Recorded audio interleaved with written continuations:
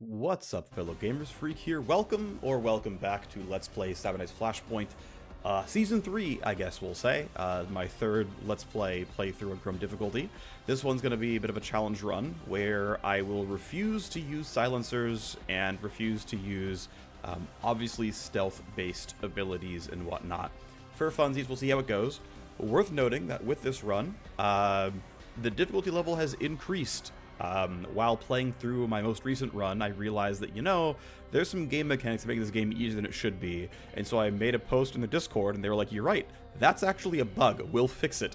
And so they fixed the bug, or they tried to, yesterday for me. And I started this Let's Play, and I got through the first 2 missions, and I realized, like, wait a second, there's a different bug. The game is even easier now, hang on. And so then they fixed it. I haven't verified this works, but the fact that you will see this video means it's clearly working, otherwise I wouldn't be uploading it. Anyway, that's me guessing in the future, I have no idea.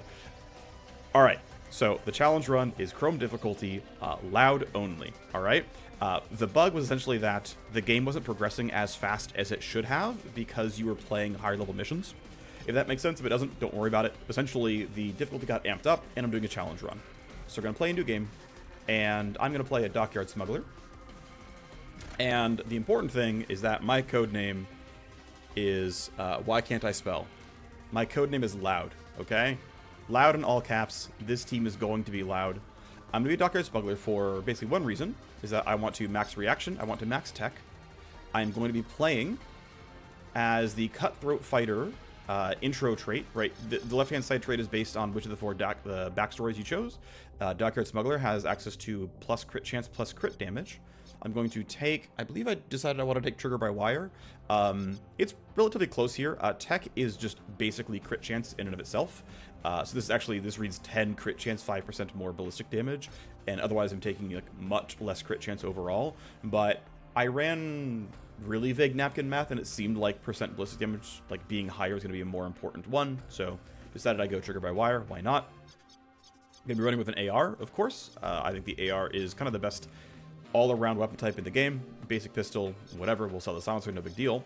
But the cool thing is that since the last Let's Play started, they also added the ability to choose your starting cybernetic. Normally, you were forced to play dermal plating, which meant you were very tanky, but you were very slow. But now I get even more crit chance, even more crit damage, some extra accuracy here as well. Stress res, not a big deal as far as I'm concerned, so I'm excited to have a very, very powerful main character who's going to crit very often. I think it's very exciting.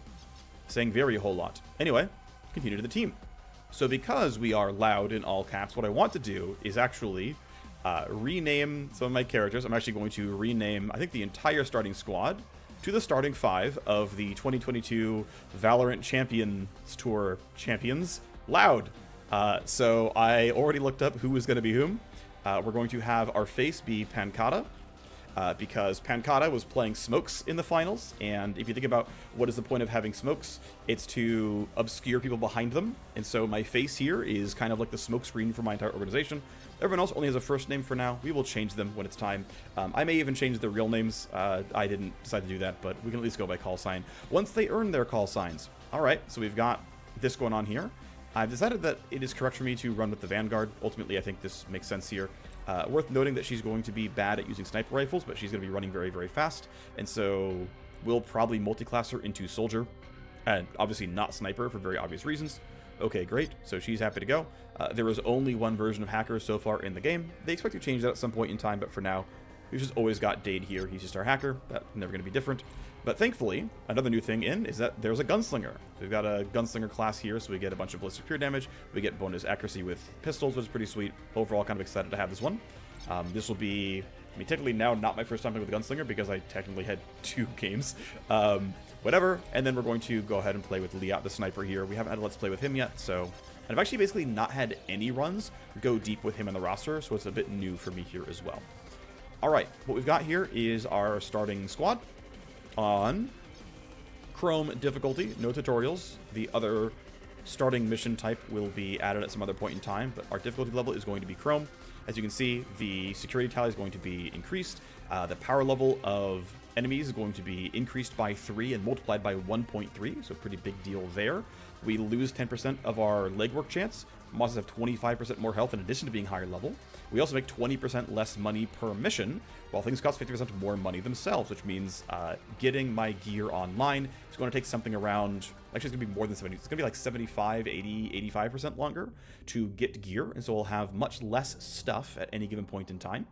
And my legwork's going to fail a lot more often, so I will be set back a fair bit, with also stronger monsters. But hey, you know what? We're here to have fun, we're here to challenge ourselves, we'll do what we can. Again, don't need the tutorials, so let's start the game.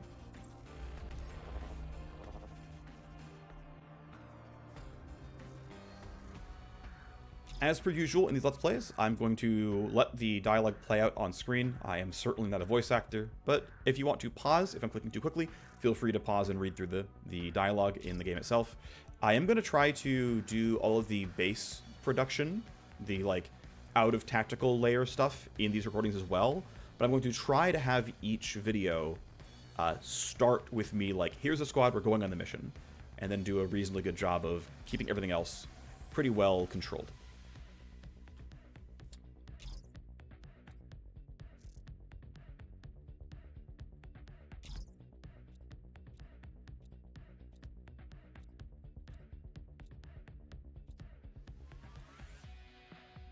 So we have lots of talents on our Vanguard, but the thing is, most of these talents are stealth-focused talents, okay? Jam Kit turns off security devices.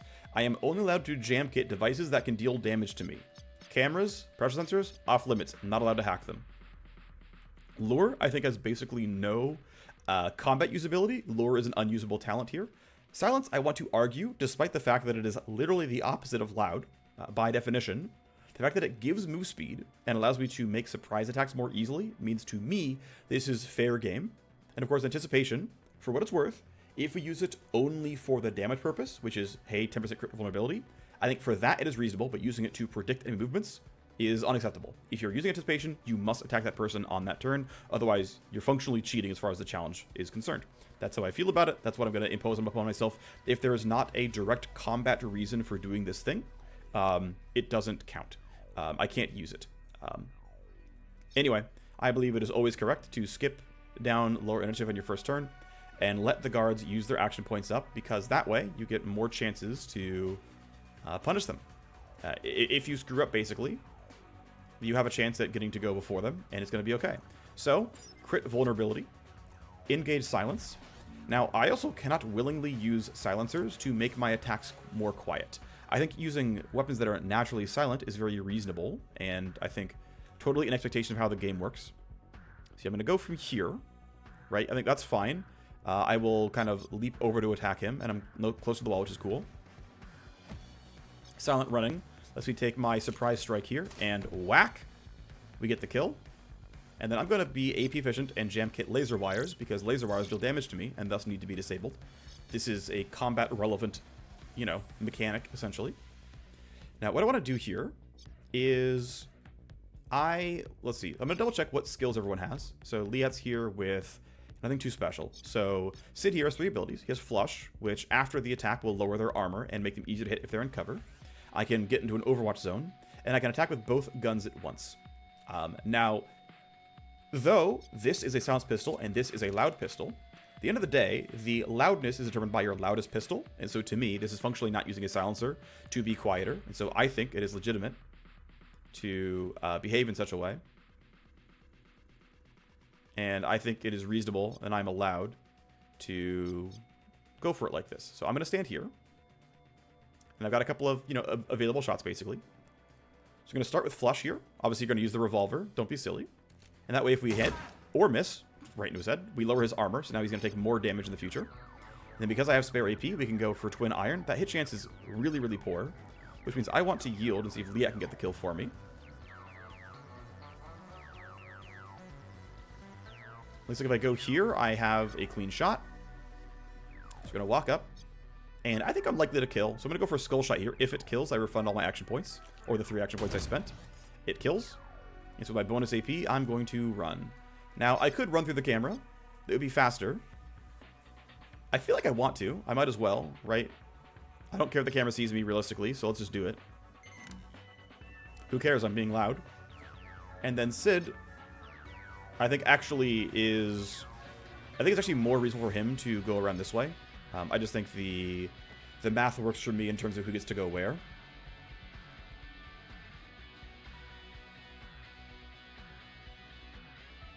And of course, as turn 2 starts, we've got a reinforcement enemy. Alrighty, so the plan here is that my Vanguard needs to get through the laser wires, shut them down, grab the loot, come back. Of course, I could also still yield, let this guy take his turn. The tough thing is, at 9 initiative, I can't yield behind him, so it's not really going to work here. But I've got to decide, because I want loot box 1, 2, 3, and 4, who's going where. Obviously, Vanguard's going to run across the map, then back. Someone's got to run here, then back. Someone's got to run here, then back. The question is, like, who's got the right, like, versions of each thing? So it might be that Liat comes here, grabs his box, opens his door, runs here, then runs back. I think that's reasonable, which means Sid is going to be running to this box. And that's going to be his movement. I think that works. I think that's okay. And again, we know that Emil has spoken for going to this box. So that'll be the plan here.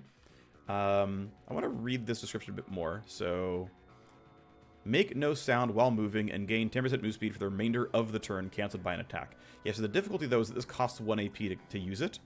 And 10% move speed is going to like save half of an AP. So I have no reason to use that. So we're simply going to run this way instead. Grab the loot, and then kind of keep going.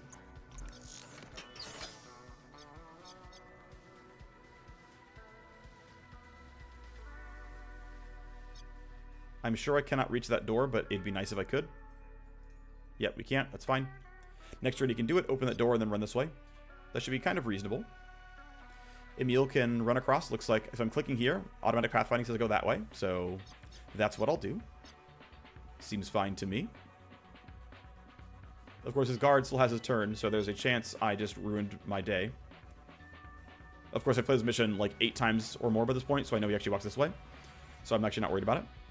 I also know his next turn goes almost nowhere, so I can just bypass everything, basically. Emil can safely walk up to the edge. Obviously, I could, like, make her take damage for no reason. That would be silly, though. So we'll put her basically right here. Almost a straight shot into the loot box. Next turn, she can jam kit, run through, run back. That looks very safe. I could have her run this way and down as well, but this is a straighter line, of course. So I have her run through that. Great, good job. Liat has stuff to do. He's going to spend 1 AP getting to the door. Opening it. And of course he can run over to there. One consideration though is... Actually no, it's fine. We're just going to have him run. So this looks... Yep, I can cheat a little bit there. Get a little bit farther. And then Sid... I'm trying to think of the right way to play this out, because I do have limited action points overall. I think for now you can wait. This guard's going to take 2 steps, then turn. That's going to be his turn. And he rolled a 12 for initiative, so I'm actually feeling pretty comfortable of saying, you know what? Take a step up. And we're going to go ahead and go for Twin Iron here, and that's going to probably kill him all at once. Twin Iron shoots with both guns. You get basically combined damage. And because we're as loud as the revolver, in my mind, the silencer doesn't count. You may disagree. I understand if you disagree. However, that's what I think is a fair approach here. Okay, we move on to turn 4. You notice that the security tally is rising by a bit more. That is because body timers are running out. We have killed this guard and this guard. And you can see that these timers are going to expire at the end of the current turn. And that is going to raise security escalation. Thankfully, I have leverage here that lowers security escalation. And so, I'm just going to pop that and undo that little bit of annoyance. Technically, this is a bit of a secrets break. You aren't informed of it until a bit later on in the mission, but is what it is. Obviously, going to run back towards our exit here, but just going to maximize what gains we can. This one so far has been pretty straightforward. I'm actually going to yield, let Emil start her turn, because I want to see if there's other optimizations possible. I don't think there will be, but we'll check. So it's going to cost me 3 AP to go forward, pretty much no matter what. Take the loot. Not horrible. Walk back out. And the question is, right, if I go towards here or towards here, which one's better? So, obviously, there is an amount of time that this route takes. And that route is going to be, like, what delays this mission. Because this guy's going to get there pretty easily, and this guy's not. So Emil can basically get to the edge of the gate on this turn, spend an entire turn getting there, and then whatever that trip is. And if she yields... Sid can get much closer. So Sid is clearly the best option for... Oh yeah, and we can cheat a little bit right there. Sid is clearly the best option for going to the loot box and leaving. So we're going to have him make that trip. And then Emil can start running back towards the squad. See if I can cheat a little bit of distance. I can. Cool. Alrighty. So, you know, it's looking like mission success here. There's no more guards out here. We've dealt with them so far. Only got to spend 3 AP to get up there. Here you go, buddy. Enjoy your lootable lockbox. Patient dossiers, some cred chips. Not bad. See if we can cheat anymore. Can't. That's fine. And, of course, our sniper can make his way back and stand by the exit. Right? Cool stuff. Here you go. So he's ready to evac. The body timers have run out. We've gotten some security tally. Emil, we can hit silence right now, but she is not the primary, like, blocker in terms of getting out on time, so there's no reason to hit that right now. Security escalation comes in, and cameras get turned on. And by the cameras turning on, our people are getting spotted. Oh well, it's fine. What's interesting is the pathing is near identical. Looks like that was going to be slightly better. I want to be on the left-hand side. So that's just fine with me. Good job. Emil can head toward the exit, basically. Put her around there. That seems fine. Yeah, let's move you off to the side a little bit. Put you there. Alright. That's 2 on the exit. Liat has a spare AP, so we can reload. I think he's pretty securely on the square, so I'm not going to be worried about that. Alrighty, turn 7. Let's go ahead and move on to Sid's turn. And he can walk right on up to the exit. Looks good, right? That's pretty clearly in the square.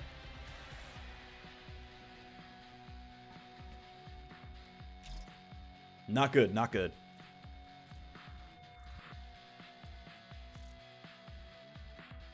So unfortunately, we've got enemy reinforcements.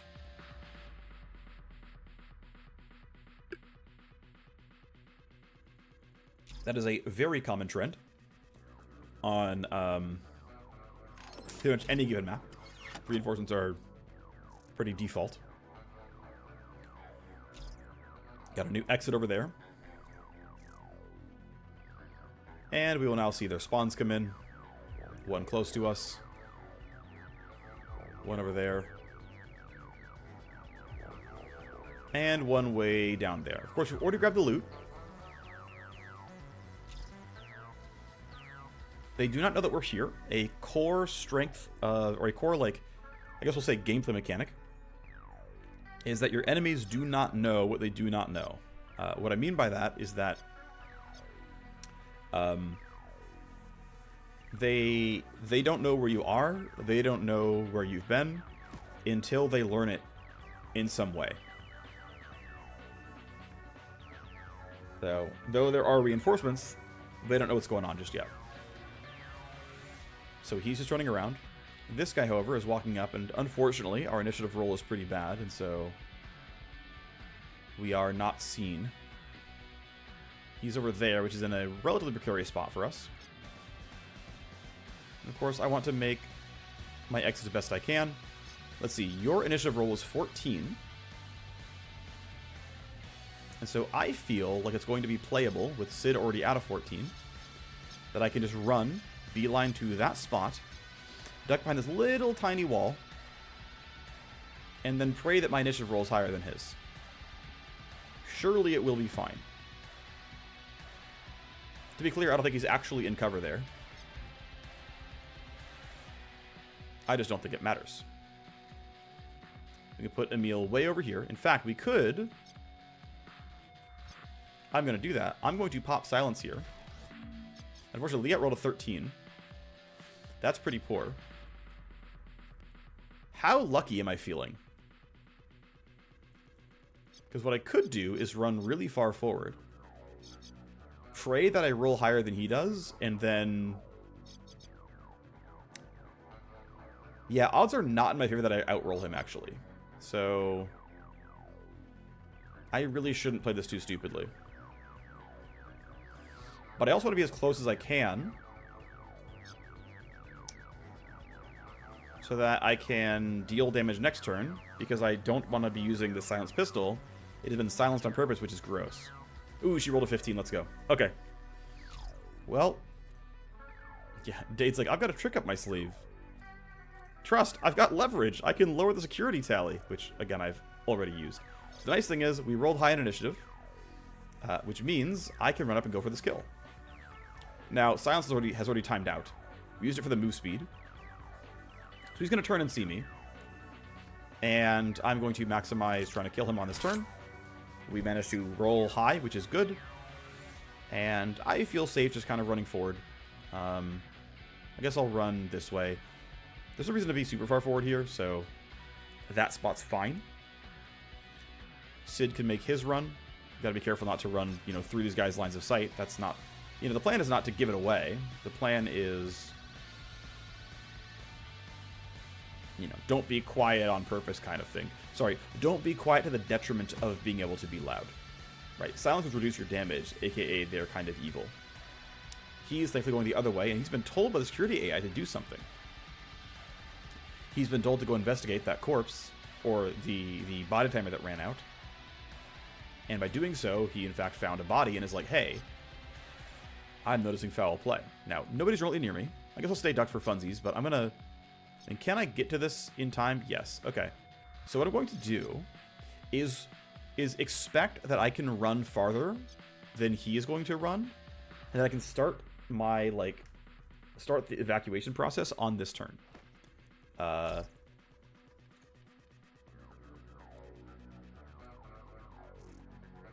We'll see if that's accurate. But we'll duck you. You're, of course, just standing around. You have not been told anything at all, so you're just doing your normal guarding duties.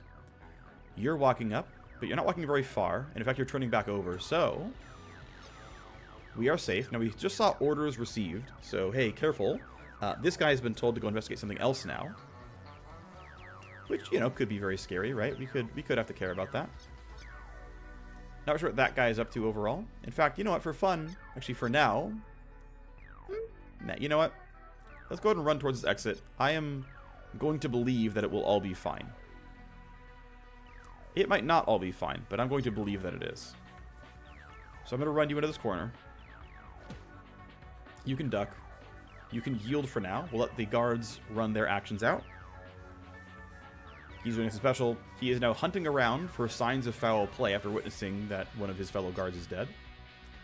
Liat can't actually do anything unless I want to kill him. His initiative is at 8, and I've got 2 shots here. The only downside, though, is that he can hear the gunfire. I believe the correct choice, though... Oh, no valid target. He can't see because I assume this guy's in the way, and he can't get line of sight as a result. So, yeah, I think we're just going to say, screw it, you're not going to run towards me. And I'm going to pray that I'm right about that. Otherwise, there's going to be a firefight, and it's going to probably result in me being hurt. Please don't look my way. I'm begging you.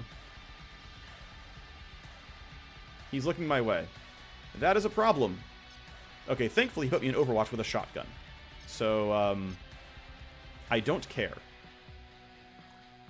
Well, it's time to see if we can land the shot. It's certainly not guaranteed. But if it lands, we kill him. Wouldn't that be sweet? Again, leading with the revolver, but using both guns.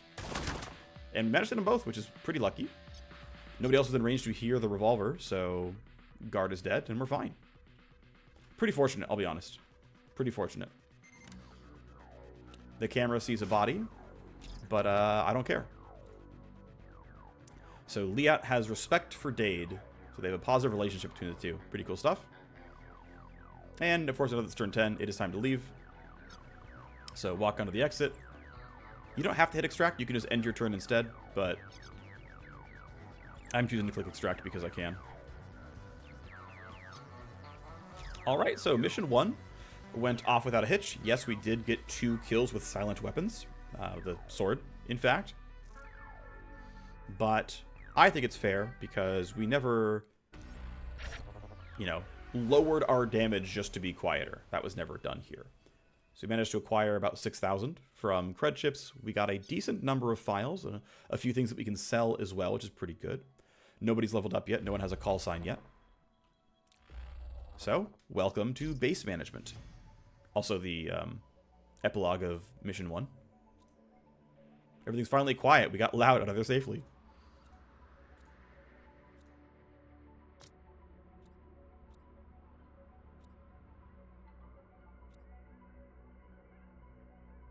They said a week. Oh yeah, and somebody sold us out. We got to figure out why we had guards called on us when supposedly everything had been set up correctly. So we're going to run legwork to figure out why this happened. We're going to send Dade on it. It's going to take not very long, but the chance to succeed is relatively low, only 67%. It would be normally 77, but Chrome difficulty drops it by 10%. So it's going to ask about our base. We got an irradiated trash heap. It's hidden. There's room to expand. Let's start cleaning it out. Let's start cleaning some rooms.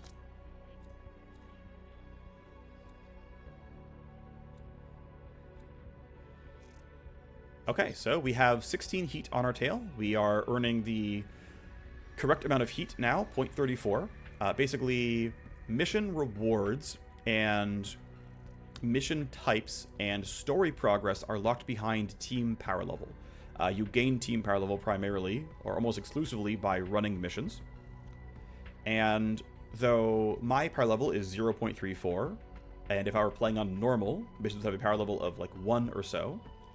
Because we're playing on Chrome and we're adding and multiplying all those things, we're playing power level 3 enemies while being power level 1 or under ourselves. And that's where things will get more difficult. Worth noting, as far as I can tell, the decoration of the trashed rooms appears to be random. When I played yesterday, these rooms all looked a bit different, so kind of interesting to me that you know, this is like procedurally generated. Anyway, the goal is to indeed clean out some early rooms here. Yeah, obviously money is pretty limited, so it's not the easy thing to deal with, but one thing we can talk about is the fact that, hey, we've got some files here. None that we are willing to sell just yet. We have no blueprints to sell. We have no accounts to sell. So nothing to sell down there. We have some other options, though. Up first, we're going to retrain all of our characters. So, hey, we've got this Cyber Knight here. We respec, and as a respec, we have 9 points available. So we can turn off some security devices, which is useful for things like landmines or... I'm blanking. I'm going to get there in a minute, I promise. Laser gates. We're going to learn Pre-Computed Advantage so that we can not only travel to the side of the tree, but also give 8 initiative to a teammate, which can help with combat. We can learn Interference Spike to cancel enemy overwatch, which, you know, for a one talent point detour seems pretty worthwhile. And then I would rather go through this side with Tech and Crit Chance to get down to Tactical Surge. But that would cost 1 to 3 travel nodes, whereas going from the bottom only costs 2 travel nodes. So we're going to start going this way instead. And then I will learn Tactical Surge. And I will go ahead and learn the recharge rate and the initiative. These are not terribly useful just yet. You know, like the recharge rate's fine. You want this as much as you can, but the really core benefit is +1 move point, which I just can't afford just yet, not until I'm level 3. That's fine, though. We've got our sniper here. Got some dialogue to talk about. Why not?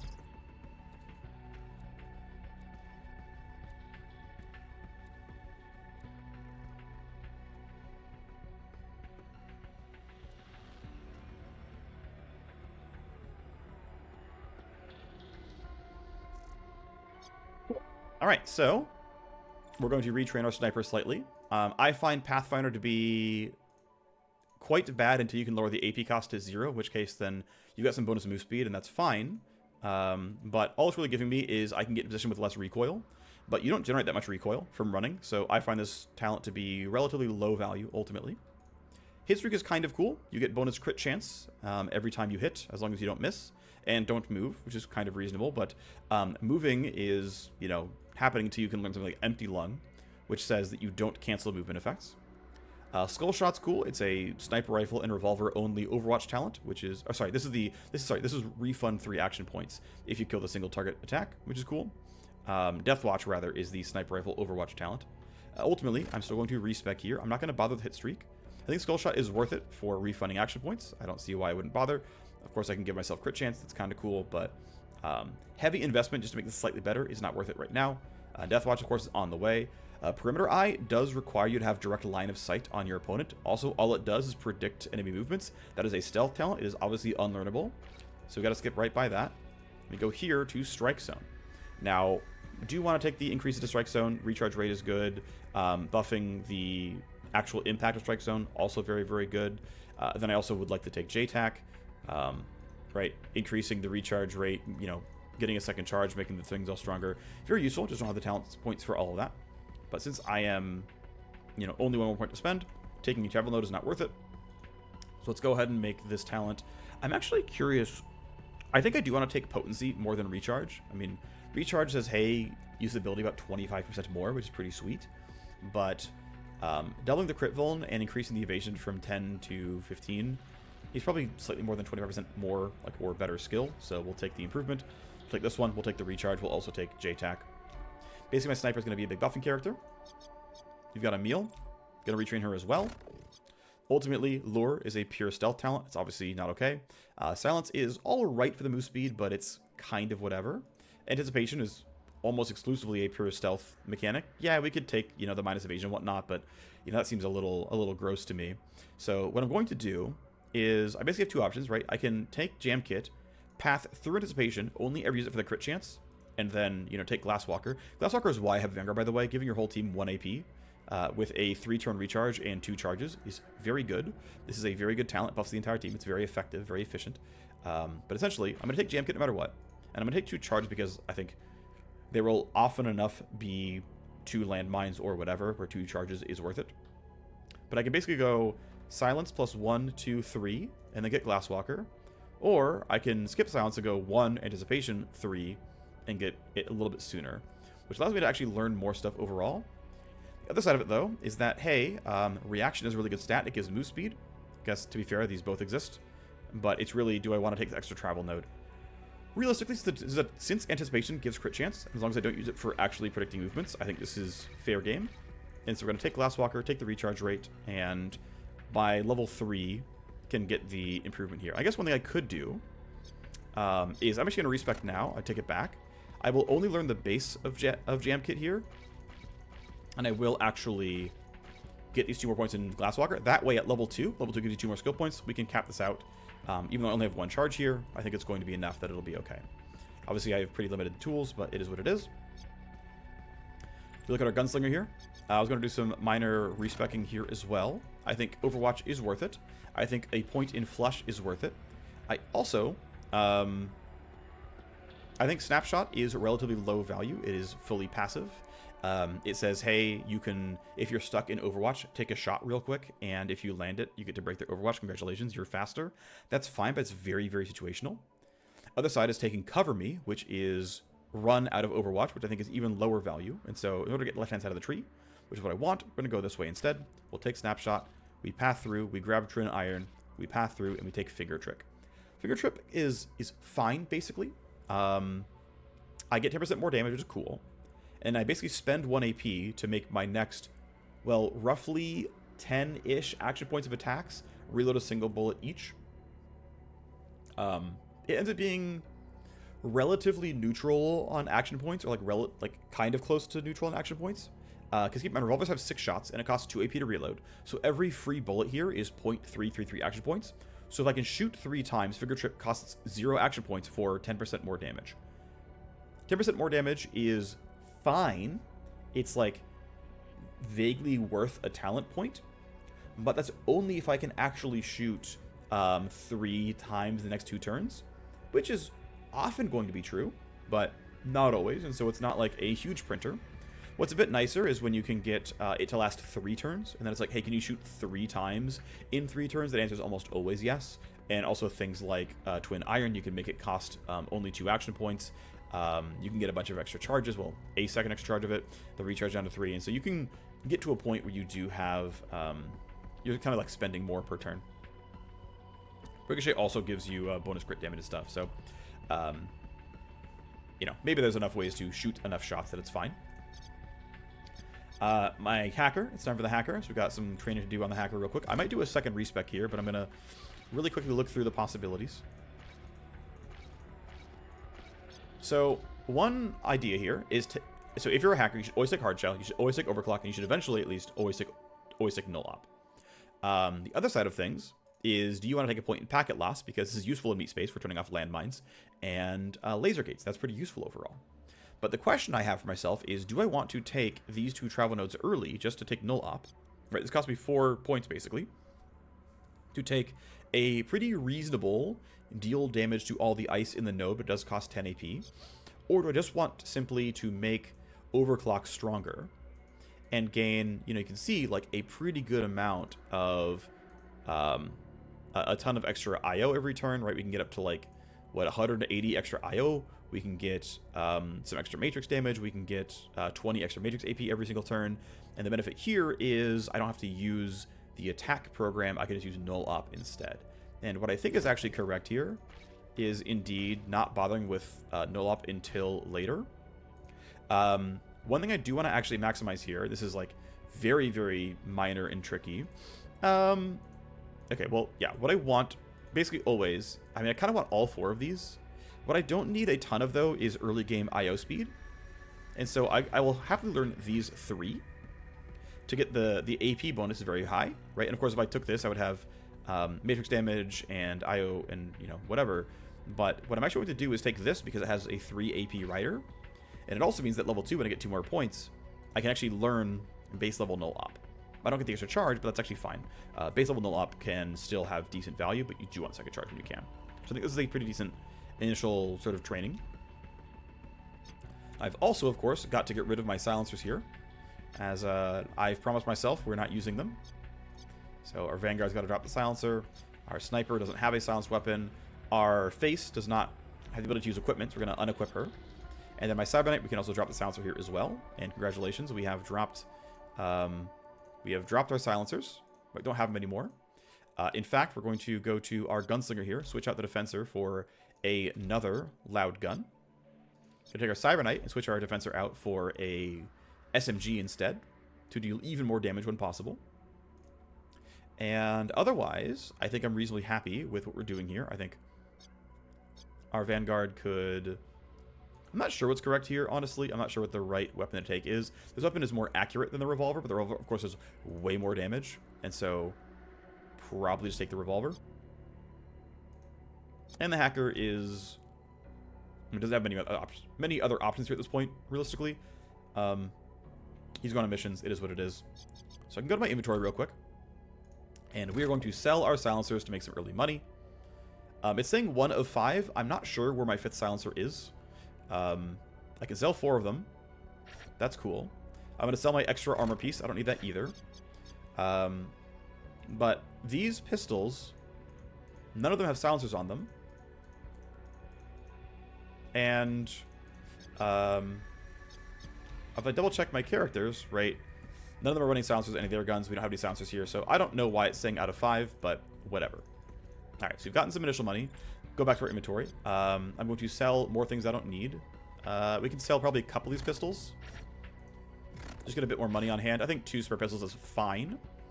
I need to do some other adjustments here. So we're going to throw shock mines and HE grenades in every character.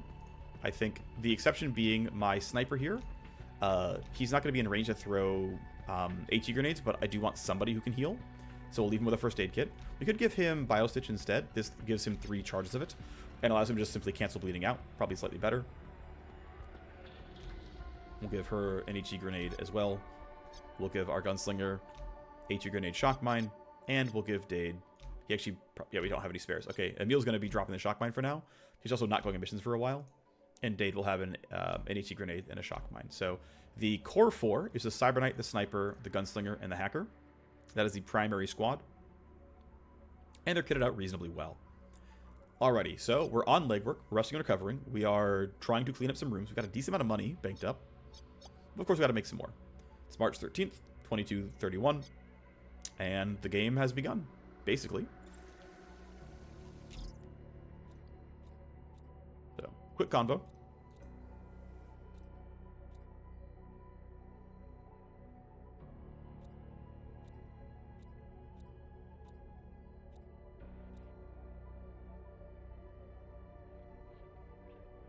Alrighty, well, let's talk about current events here.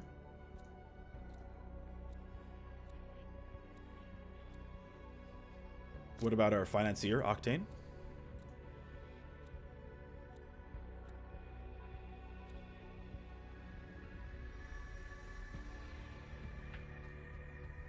we're going to be able to plan a story-like raid mission. It's functionally identical to a procedurally generated raid mission, except that it is coded to be exactly a certain way, so that you don't get like screwed by bad RNG or something.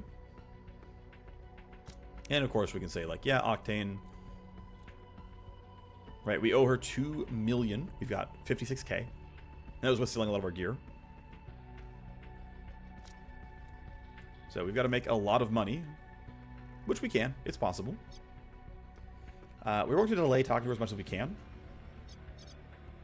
I also would like to see if we can get my squad available, so we can run missions, you know, at an appropriate power level.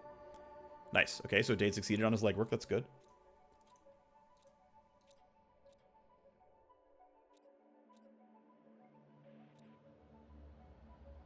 We dodged getting heat because he rolled successfully. That's good.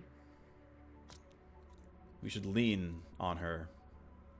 Let's run the legwork. And again, Dade is the only one who can do it. He's going to be locked in for 3 days, up to 9 days, to run this mission, with a coin flip each time. So we'll see how fortunate we get here. Of course, we'd like to have him on the mission because hackers can print you money. So you saw that we had lockboxes in the previous mission. There were also matrix hosts that only hackers can access, and that is worth money, and that is very useful. Getting extra stuff is very, very good.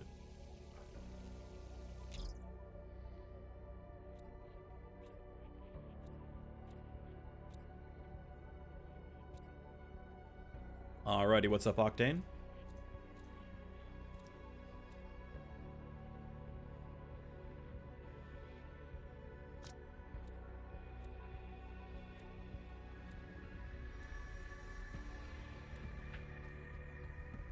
The doctor who put in our Cyberknight computer has been grabbed, so unfortunately he is gone. So why are you chatting? What's going on? We owe a lot of monies, yes. However, she has some jobs for us to do. She'll wipe the 2 million debt, but we've got to steal from Ghoul. Recover lost property, hit a data center, 2 million forgiven. Now, to be clear, $1 million per mission is a very, very good deal. Now, it is entirely also possible to ignore her entirely. You've got the spine, you're, you know, people with free will. You can ignore her for the rest of the game. She will hate you. There will be consequences, but you can make that choice. You can choose to not repay the loan.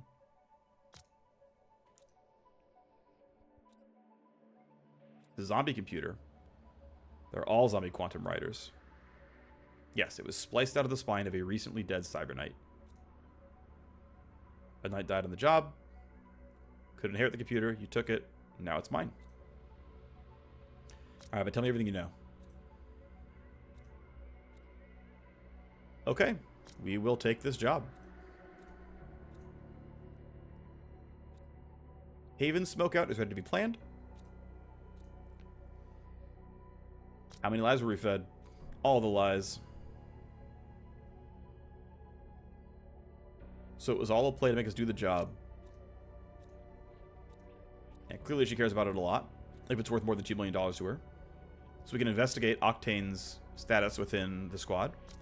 We can also ask about the zombie computer.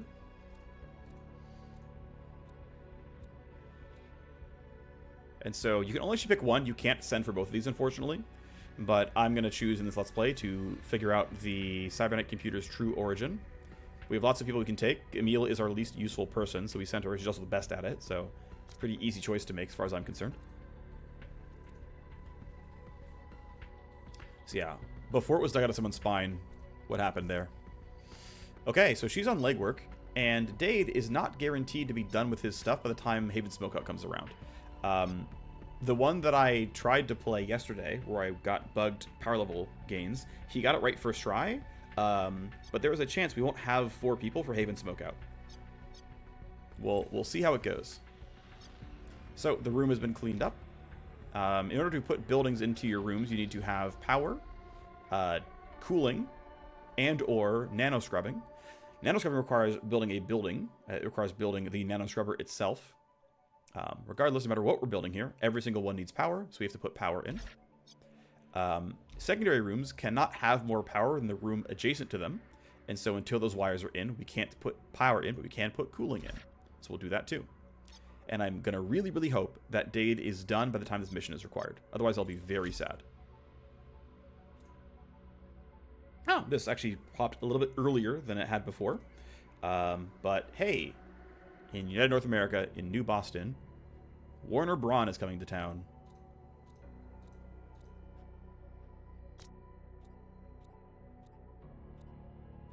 And so because a new megacorp is coming into town, who can only bring 1,000 security, and they're going to want a bunch of freelancers to do work for them.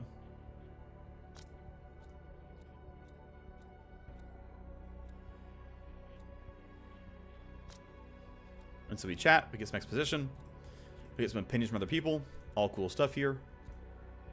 And we're going to run some legwork from our face pancata. She'll be done in a month at the very least. At the very most, I should say.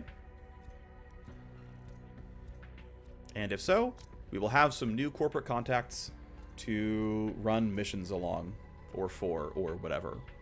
So, we are on legwork from a lot of people. And again, I'm really hoping that Dade is able to get through this.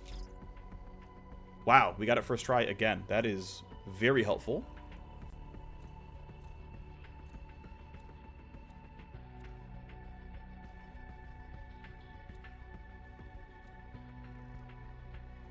We've been through the AUG Clinic records, cut the lies.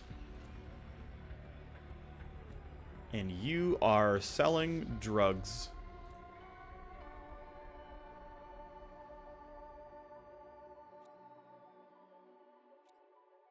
Oh, and selling corporate secrets. Yeah, she is ultra screwed.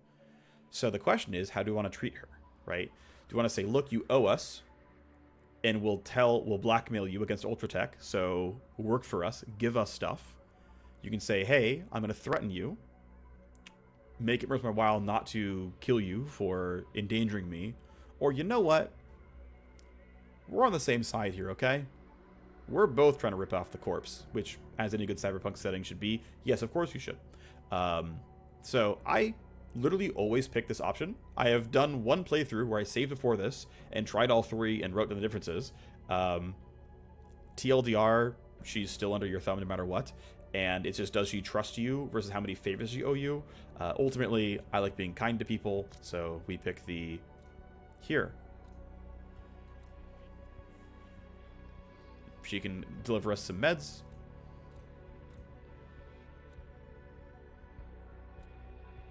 She's under our thumb. She's going to owe us favors every month. She's going to have lower priced goods, but she's relatively high trust with us because we were kind with her.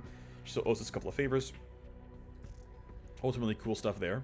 So the nice thing is, I have my core squad actually available for missions, which is the good thing here. She's on that legwork that's going on there. We don't have anything else going on as yet. Haven Smokeout due in 5 days. As this room is cleaned up, we could at some point build the Underworld Hub, but we are too poor to do so. So realistically, it is still correct for me because of basically the way story missions work as far as I can tell, is that when one is, I mean, there's a lot of like different timing like considerations for how the game actually works. There we go, cool. So for example, we just got offered a mission. This is what I was waiting for, right? My squad is level 1. They are not very powerful. They are not very powerful, right? It's because they're not very powerful. And they're about to run into some story missions. Those can be difficult, right? Those can be tough to actually succeed in. And so what I would like, as I build some power in, what I would like is for my squad to be more powerful. So I have a couple thoughts here. One, I could just run Haven Smokeout anyway. That would be fine. I could do it. I think it'd be okay. Another consideration is that I need the money, if we look here, if I want to build a SimStream trainer, it costs 60k, which means I have to make money somewhere, somehow to be able to put it in. Obviously, if I ran Haven Smokeout itself, it does pay me. It pays me enough to actually put the building in. And so I'd have enough time to put in this power supply, and then I could put in cooling, which would take me around 3 days because the timing increases every tier. I've already got tier 1 here, so it would take 3 more days. And so in 4 days, I could have cooling done. And then with cooling done, I could build a SimStream trainer, which takes 6 days. That means that would be done in a total of 10 days. And then I could put somebody in the SimStream trainer, and they could gain experience. because that's going to take at least 10 days and money, this mission will never be offered to me in a point where I can actually, like, I can't have the trainer done, have someone take XP, and then also run that mission. So it seems to me it's really, really safe to just grab this mission right now and run it, run the raid, make some money, and then feel good about it. And then at some point later I can run forward op. Probably want to run it as part of an XP gaining scheme. I guess we'll see. But ultimately, what's going to happen now is I'm going to talk with you. And hey, if I'm lucky, it's going to be a brand new map, because they also added a brand new map today. So wouldn't that be sweet? So a Warner Braun operational site, right? Warner Braun is here, which means we can steal from them. Here's the hot tip. And so basically he gives you a tip for free. We'll make him look good. We've been offered a raid. So raid is one of the technically 10, though there is some overlap, mission types you can be offered. Oh, that's going to be an interesting one. Okay. So raids are basically run in and get as much, just take stuff, basically. That's kind of the goal here, right, is take stuff. There's no direct payment, but there's going to be a lot of stuff you can loot. So if I look here and I say, hey, I would like this gold key, I can buy it from my Wire Ghost connection potato. You can only buy it for favors, which means you have to sell him stuff that he'll be willing to give you a favor for. That can be tough sometimes, but that's going to be a requirement here. But by taking this favor, we get a gold key, and that gold key is useful because it allows us to get even more loot. And, of course, favors cost 30k, so if we sell him something worth at least 30k, we can take it as a favor instead of getting paid. And there's a pretty good chance you can get 30k of stuff from the room that is locked behind this gold door. So I will take this as a favor. I will get that. I will not spend money elsewhere because money is very tight right now. And I will say, hey, here's the core squad. We are not going to be quiet. We are, in fact, going to be loud. We've basically got a hacked gold key. We're going to be running a raid on Lockdown Station against Warner Braun. Not much else to say. That'll be next episode. So I'll see you there. Bye-bye.